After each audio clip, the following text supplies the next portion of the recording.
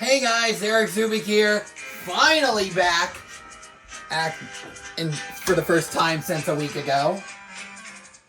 And basically, we're 2 stories away from completing the entire Narrow Gauge saga for Season 4. Well, Season 2 according to us, but you get what I mean. But this week, it is Passengers and Polish. So let's get right down to the station and meet some random girl. I don't know the relation. But they'll just say it in the story, I guess. Either way, let's do it. Nancy is a conductor's daughter. One day she was working on Skarloey with some polish and a rag. Skarloey was snoozing happily, but Nancy wanted to talk. "Wake up, lazy bones. Your brass is filthy. Aren't you ashamed?" "No," yawned Skarloey. "You're just an old fusspot." And Skarloey closed his eyes. He was thinking about his friend Rheneas and all the good times they had shared before Rheneas went away to be mended.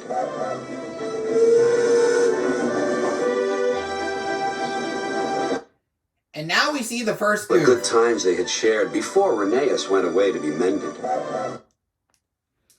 Okay, and there's 2 goofs here. Skarloey actually has Duke's whistle sound. Sound very surprising. And Rheneas actually has Sir Handel's whistle. If you don't believe me, I'll play it.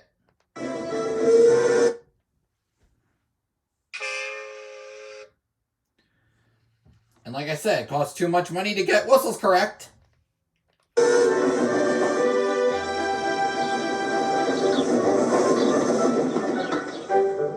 Nancy interrupted again. "Don't you want to look nice when Rheneas comes home?" Skarloey wasn't sleepy anymore. "What? When?"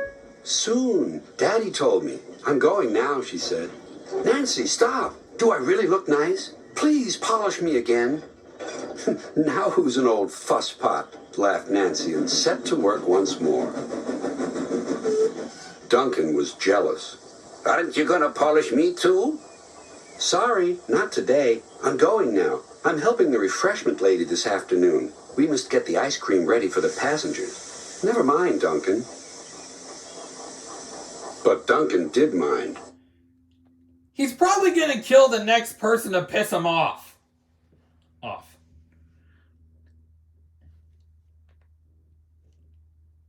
Anyway, there's actually a hair or some sort of wire in the shot. And thank God I stopped here, because there's actually a goof. I think it's a hair in Skarloey, if I'm correct. That would never look like a wire in a million years. "It isn't fair," he complained. "Peter Sam gets a special funnel, Sir Handel gets special wheels, passengers get ice cream, but I'm not even polished." Of course, this wasn't true. And it's not actually, I don't think he's even Polish either. But Duncan enjoyed complaining. He became sulkier still.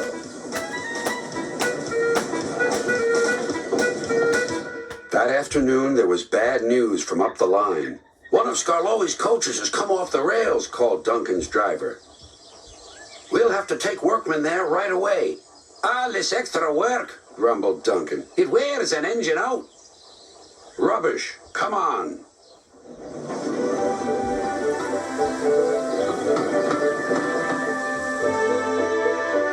The derailed coach was in the middle of Skarloey's train, so he had gone on to the top station with his front coaches.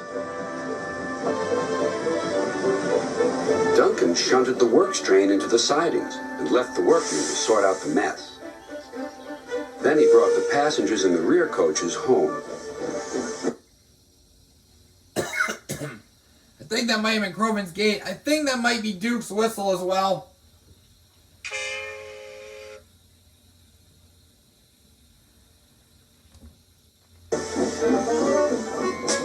He sulked all the way.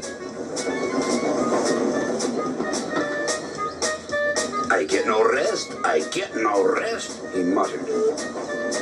Strike that. That was Duke's whistle. Sorry. I didn't know what Crovan's Gate was until now. Also, that last goof That last whistle, Goof, you can consider that a false alarm. Duncan made the journey very difficult. He was short of steam, so his driver waited a while in the hope of raising more. Gallant old wuss. But Duncan wouldn't try. "We'll keep our passengers waiting," said his driver. Duncan was cross.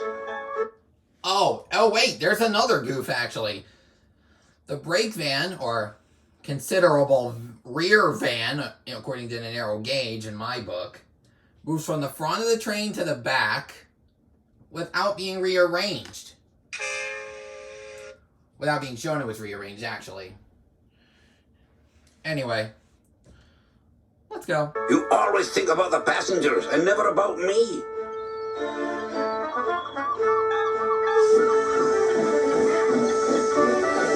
It wasn't long before Duncan built up enough steam to set off again.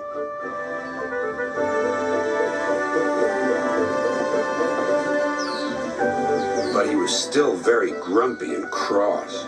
"I'm overworked and I won't stand it." At last they reached the viaduct near the station. "Come on, Duncan," called his driver.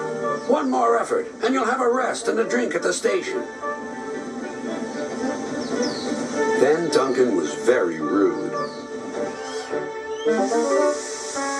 "Keep your own station.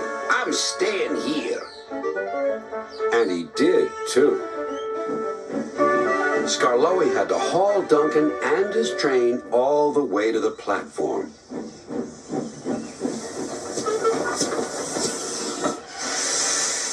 The passengers were furious. They told everyone what a bad railway it was.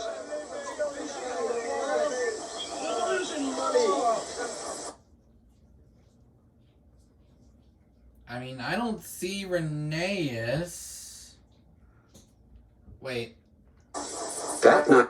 Oh, now I do. Oh. Oh, that's what it means. Ha ha. I was going to say, Rheneas is at the works. He should not be in the other shed with Skarloey. And if the passengers of the railway don't like what had happened, they can buy a freaking bicycle for all we care. Here. Anyway, let's just see the end. Sir Topham Hatt spoke to Duncan. "No passengers means no polish, and no polish means no passengers," Duncan muttered to himself.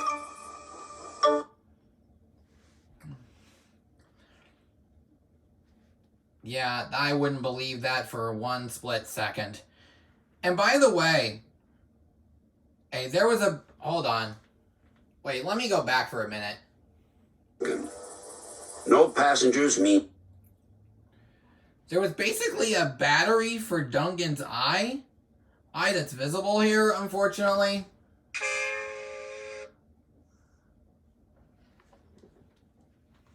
"No polish, and no..."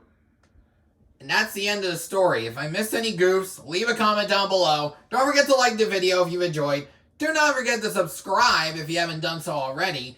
And turn on all post notifications so you won't miss a single upload. This has been Eric Zubik signing off for now. Catch you guys at the next station. All aboard!